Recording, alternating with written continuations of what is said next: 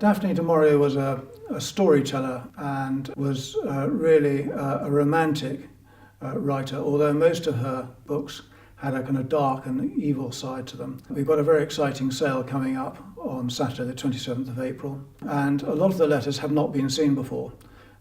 She was quite fruity in her language, and she wasn't one to hold back when it came to criticising other people. So they're very interesting, fascinating letters, all about relationships between her husband and various friends. Her husband was Lieutenant-General Frederick Boy Browning, who was a dashing Guards officer after the war. He worked at Buckingham Palace originally for the Princess Elizabeth at the time and for the Duke of Edinburgh, and they became very close friends over a long period.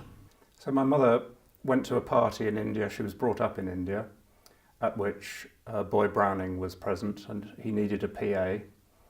They must have got on well. She said to Boy Browning that she couldn't be his PA because she needed her bicycle, and her bicycle was with her mother somewhere else in India. So Boy lent her his plane to go and pick it up, and it was later on when she came back with Boy Browning to work for him in England that she then got to know his wife, Daphne du Maurier. Well, what's very unusual about this collection is it spans a great many years in the relationship between Daphne and Maureen. When you first read about Daphne meeting Maureen, there's an element of suspicion there because she's been with her husband abroad. She's maybe suspicious that she's been his bit on the side, shall we say. But as then she gets to know Maureen and the warmth and the relationship there grows, I think you see a real change in tone through the letters. I've seen photographs of my mother when she was young, and she was very glamorous. And the time that she had in the Far East, Southeast Asia towards the end of the war, she was included in parties when Mountbatten came out and those sort of things. I'm sure during wartime she provided a bit of colour to their evenings. And I don't know what Daphne might have made of this, of course, from a distance. And my mother first met Daphne when she and Boy landed back in England, and Daphne had come to meet Boy off the plane.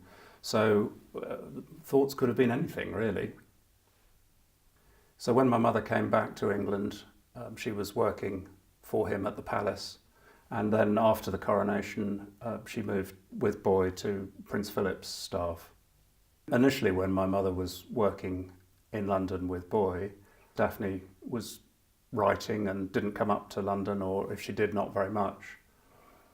So the initial correspondence with Daphne was like you would with staff. So she would receive a request to perhaps pick the children up from the train when they came back from school. Sometime later she went down at weekends with Boy to stay at Menabilly and met Daphne, got to know Daphne better at that time, but I think was helping with chores. I've had a chance to look through all the letters and see that transition from staff to confidant and friend.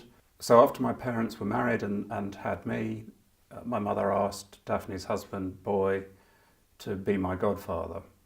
When I was young, we used to drive down to Cornwall to stay with Boy and Daphne for a summer holiday. We drove straight through the centre of London at, 5 o'clock in the morning or something, very long journey, no motorways.